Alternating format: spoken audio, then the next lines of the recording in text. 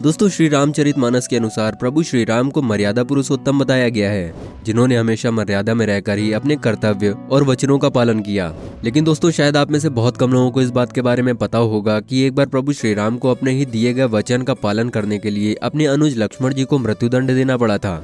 ऐसा भाई जिसे प्रभु श्री राम अपनी जान से भी ज्यादा चाहते थे और उन्हें अपनी भुजा के समान मानते थे। लेकिन ऐसा क्या कारण था जो प्रभु श्री राम को ऐसा करना पड़ा?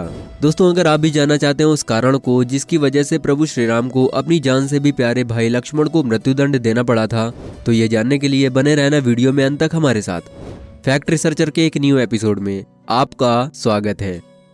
दोस्तों, ये बात तब की है जब प्रभु श्री राम लंका पर विजय प्राप्त करके अपने राज्य अयोध्या वापस लौट चुके थे और अपने राज्य में कुशलता से अपना राजपाट संभाल रहे थे। तभी एक दिन ब्रह्मलोक में भगवान ब्रह्मा को ये पता चला कि भगवान विष्णु, जो कि इस समय प्रभु श्री राम के अवतार में धरती पर अपना जीवन व्यतीत कर रहे हैं, उनकी पृथ्वीलोक पर जीवन जीने की अवधि समाप्त हो चुकी है। इसलिए ब्रह्मा जी ने यमराज को यह आदेश दिया कि आप पृथ्वीलोक पर जाकर भगवान विष्णु, जो कि इस समय पृथ्वी पर प्रभु श्री राम के अवतार में अपना जीवन व्यतीत कर रहे हैं, उन्हें ये संदेश दे दें कि धरती लोक पर उनकी अवधि पूरी हो चुकी है और वो वापस बैकुंठ लोक की ओर लौटें। ब्रह्मदेव का आदेश पाते ही यमराज एक साधु का वेश धारण करके प्रभु श्री राम के राजमहल में गए। महल में पहुंचते ही वो श्री राम से मिले और उन्होंने प्रभु श्री राम से ये कहा कि मैंने सुना है आप जो भी वचन देते हैं उसे किसी भी हाल में पूरा करते हैं। ये सुनते ही प्रभु श्री राम यमराज से, जो कि एक साधु के भेष में आए थे, उनसे कहते हैं कि आप कहें कि आपका हमारे राज्य में कैसे आना हुआ। तब यमराज कहते हैं कि मैं आपको अपने यहाँ आने का कारण बता दूंगा, लेकिन उससे पहले आपको एक वचन देना होगा। जिस पर प्रभु श्री राम कहते हैं कि आप जो चाहें वो वचन मांग सकते हैं। तभी यमराज भगवान राम के कहने पर उनसे ये वचन मांगते हैं कि जब तक महल के अंदर मेरे और आपके बीच बातचीत चलेगी तब तक महल के अंदर कोई भी नहीं आना चाहिए, और अगर हमारी बातचीत के वक्त महल के अंदर कोई भी आया तो आपको उसे मृत्युदंड देना होगा। यमराज की ये सारी बातें सुनकर कुछ देर सोचने के बाद प्रभु श्री राम यमराज को वचन दे देते हैं और लक्ष्मण जी को उस कक्ष की पहरेदारी के लिए उस कक्ष के बाहर खड़ा कर देते हैं जहाँ वो दोनों बात करने वाले थे। प्रभु श्री राम लक्ष्मण जी को वहां इसलिए खड़ा करते हैं जिससे कि लक्ष्मण जी उन दोनों के बातचीत करते वक्त किसी को भी उस कक्ष के अंदर प्रवेश न करने दें। राम जी की आज्ञा पाते ही लक्ष्मण जी राजमहल के कक्ष के बाहर खड़े हो जाते हैं। अंदर यमराज और राम जी की बातें चल ही रही थी कि तभी दूसरी तरफ ऋषि दुर्वासा भगवान राम को कुछ महत्वपूर्ण जानकारी देने के लिए राजमहल के दरबार में आते हैं और आते ही वो तुरंत ही प्रभु श्री राम से मिलने के लिए लक्ष्मण से कहते हैं। लेकिन लक्ष्मण जी ऋषि दुर्वासा को जवाब देते हुए कहते हैं कि आप अभी प्रभु श्री राम से नहीं मिल सकते क्योंकि वो अभी किसी विशेष बातचीत में व्यस्त हैं। और साथ में ऋषि दुर्वासा से वो ये भी कहते हैं कि आप कुछ देर आराम कर लीजिए, थोड़ी देर में मैं आपकी सूचना प्रभु श्री राम तक पहुंचा दूंगा। इतने में ऋषि दुर्वासा लक्ष्मण जी से कहते हैं कि तुम रहने दो, मैं स्वयं ही राम जी से मिल लूंगा।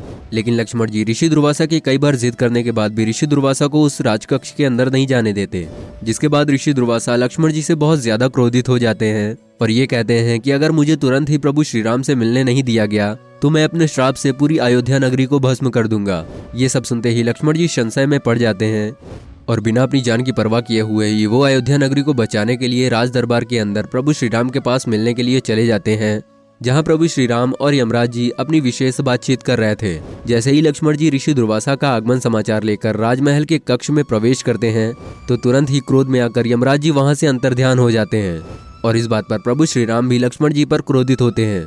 लेकिन लक्ष्मण जी ऋषि दुर्वासा के क्रोध में होने वाले श्राप के बारे में बताते हैं और कहते हैं कि इसलिए मैंने निश्चय किया कि अगर केवल मेरी मृत्यु से अयोध्या बच सकती है तो मैं खुशी खुशी अपने प्राण त्यागने को तैयार हूँ।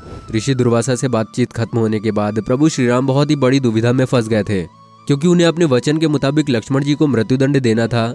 लेकिन अब वो ये नहीं समझ पा रहे थे कि वो अपने ही छोटे भाई को मृत्युदंड कैसे दें, वो भाई जो कि उन्हें अपनी प्राणों से भी ज्यादा प्यारा है। लेकिन दूसरी तरफ उन्हें यमराज को दिया हुआ वचन भी निभाना था। इस दुविधा से बाहर निकलने के लिए प्रभु श्री राम ने राज दरबार में मौजूद अपने गुरु से पूछा और कोई रास्ता दिखाने को कहा। तभी गुरुदेव ने ये कहा कि इस जटिल समस्या में मुझे भी कुछ नहीं सूझ रहा है, लेकिन आप एक रघुवंशी हैं और आपको अपना वचन निभाना ही होगा। जिस पर हनुमान जी प्रभु श्री राम और उनके गुरुदेव से कहते हैं कि सबसे ज्यादा प्यारे किसी भी अपने को त्याग देना भी मृत्युदंड के समान होता है, इसलिए आप अपने वचन का पालन करने के लिए लक्ष्मण जी का परित्याग भी कर सकते हैं। श्री राम ने भी ऐसा ही किया और अपने दिए गए वचन का पालन करने के लिए अपने सबसे प्यारे भाई लक्ष्मण जी को भी हमेशा हमेशा के लिए त्यागने का फैसला कर लिया। प्रभु श्री राम का ये फैसला सुनते ही लक्ष्मण जी उनसे ये बोले कि भैया, आपसे दूर होना मेरे लिए मृत्यु के समान है, इसलिए मैं स्वयं ही अपने प्राण त्याग देता हूँ। और फिर लक्ष्मण जी अपने बड़े भाई प्रभु श्री राम के वचनों का पालन करने के लिए सरयू नदी में जाकर जल समाधि ले लेते हैं। दोस्तों ये वो कारण था जिस वजह से प्रभु श्री राम को अपने ही छोटे भाई लक्ष्मण को मृत्युदंड देना पड़ा था। वैसे दोस्तों कमेंट करके बताइए कि आप भी अपने भाइयों से उतना ही प्यार करते हैं जितना कि राम जी और लक्ष्मण जी एक दूसरे से करते थे। और उम्मीद करते हैं कि हमारी आज की ये वीडियो आपको पसंद आई होगी। वीडियो पसंद आई हो तो वीडियो को लाइक करें और चैनल को सब्सक्राइब करके बेल आइकन को भी जरूर ऑन कर लें। वीडियो में बहुमूल्य समय देने के लिए आपका बहुत बहुत धन्यवाद।